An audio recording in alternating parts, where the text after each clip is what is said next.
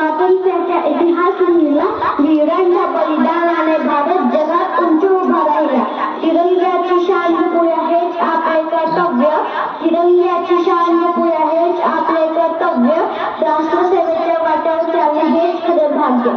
आदरणीय अध्यक्ष महोदय, प्रमुख पाहुणे, माननीय मुख्याध्यापक, आदरणीय गुरुजन आणि उपस्थित पालकवर्ग, आपल्या सर्वांना माझा सप्रेम नमस्कार.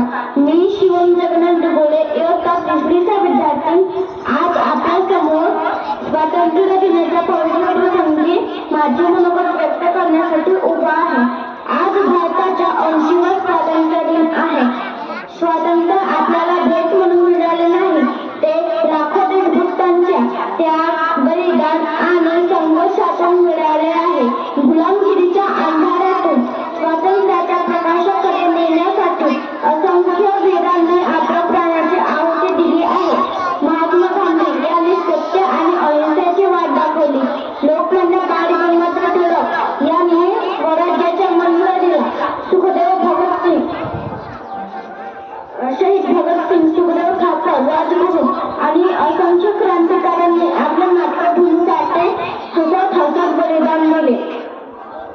मित्रांनो, आज आपण स्वातंत्र्याचा आनंद घेत आहोत, पण आज आपण स्वतःला एक प्रश्न विचारूया, देशाने आपल्यासाठी काय केले? ह्याच्यापेक्षा महत्त्वाचा प्रश्न, आपण देशासाठी काय करणार आहोत?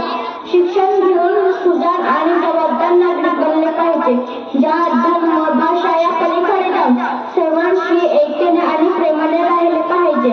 पर्यावरण जपणे, स्वच्छता राखणे, विविधतेत एकते टिकवणे आणि आपल्या कृतीतून देशाचे मान राखणे.